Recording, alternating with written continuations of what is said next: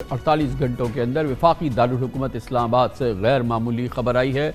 اسلام آباد میں قومی اسمبلی کی تینوں نشستوں سے کامیاب ہونے والے مسلم لیگ نون کے تینوں امیدواروں طارق فضل چودھری، انجم عقیل اور راجہ خرم نواز کی کامیابی کے نوٹیفیکیشن آج اسلام آباد ہائی کورٹ نے معطل کر دیے۔ طارق فضل چودھری، انجم عقیل نے شیر کے نشان پر الیکشن لڑا تھا، جبکہ راجہ خرم نواز نے آزاد حیثیت پہ الیکشن جیت کر نون لیگ میں شمولیت کا اعلان کیا تھا، اور الیکشن کمیشن نے فارم 47 کے ذریعے ان تینوں امیدواروں کی کامیابی کا نوٹیفیکیشن جاری کیا تھا۔ پچھلے ہفتے پی ٹی آئی کے حمایت یافتہ آزاد امیدوار شعیب شاہین، عامر مغل اور علی بخاری نے ان نشستوں پر دھاندلی کے خلاف اسلام آباد ہائی کورٹ سے رجوع کیا تھا، جس پر چیف جسٹس اسلام آباد ہائی کورٹ جسٹس عامر فاروق کی سنگل بینچ نے درخواست الیکشن کمیشن کو واپس بھیج کر نپٹا دی تھی، اور الیکشن کمیشن کو حکم دیا تھا کہ درخواست گزاروں کو سن کر معاملے کا فیصلہ کیا جائے، لیکن 5 دن تک الیکشن کمیشن نے اس معاملے پر سماعت نہیں کی۔ آج اسلام آباد ہائی کورٹ کے جسٹس میاں گل حسن اورنگزیب اور جسٹس ارباب محمد طاہر نے پی ٹی آئی کے آزاد امیدواروں کی انٹرا کورٹ اپیلز پر سماعت کی،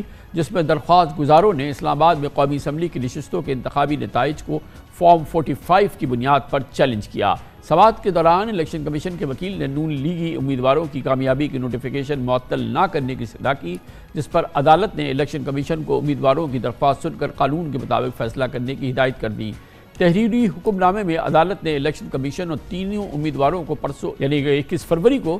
نوٹسز بھی جاری کر دیے ہیں۔ اس موضوع پہ مزید بات کرتے ہیں، بہت اہم ڈیولپمنٹ ہمارے ساتھ موجود ہے ہمارے سینئر کورسپونڈنٹ محمد عمران اسلام آباد سے۔ جی محمد عمران، بتائیے گا کہ کیا یہ اس وقت جو یہ ڈیولپمنٹ ہوئی ہے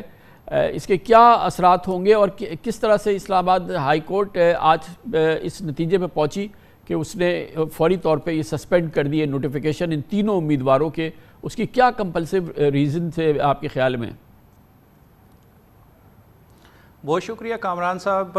یہ جو تینوں نوٹیفیکیشن آج اسلام آباد ہائی کورٹ سے سسپینڈ ہوئے ہیں، اس کے پیچھے ریزن خود الیکشن کمیشن کا فیصلہ ہے، جو کہ الیکشن کمیشن نے شعیب شاہین کی درخواست پر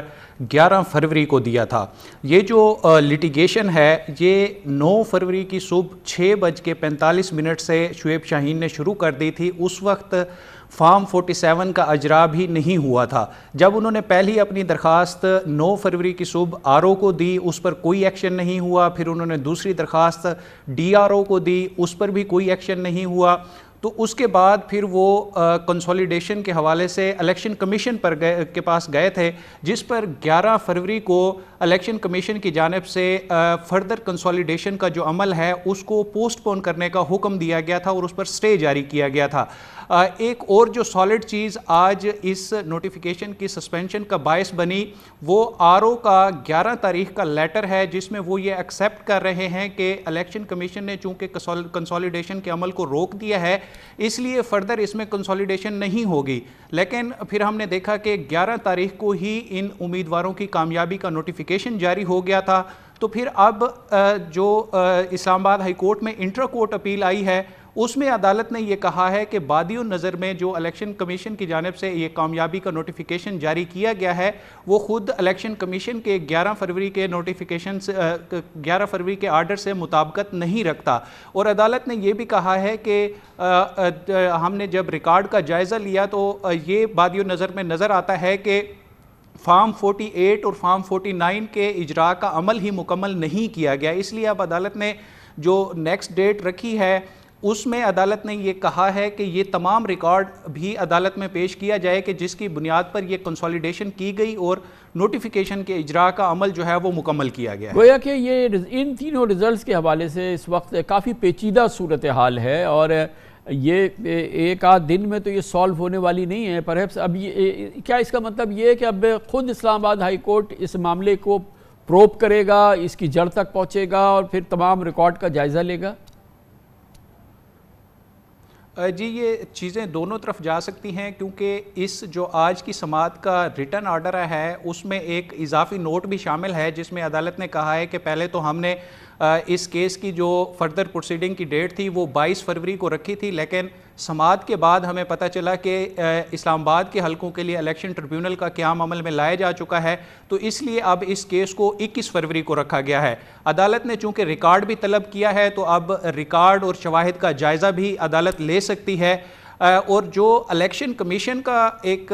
11 تاریخ کا فیصلہ ہے اور ابھی تک وہاں پر شعیب شاہین اور دیگر جو اسلام آباد سے تحریک انصاف کے آزاد امیدوار تھے ان تینوں کی درخواستیں الیکشن کمیشن کے سامنے پینڈنگ پڑی ہیں۔ اب الیکشن کمیشن کو اس پر کوئی نہ کوئی فیصلہ کرنا ہوگا۔ کل الیکشن کمیشن میں اس حوالے سے بھی اہم سماعت ہونے جا رہی ہے اور عدالت نے اپنے آج کے تحریری حکم نامے میں یہ بھی لکھا ہے کہ ہم الیکشن کمیشن کو کسی بھی طرح سے یہ کاروائی میرٹ پر آگے بڑھانے سے نہیں روک رہے۔ اگر الیکشن کمیشن فردر فارم 48 اور فارم 49 کی کنسالیڈیشن اپنے رولز اور میرٹ پر کرتی ہے تو اس پر عدالت کو کوئی اعتراض نہیں۔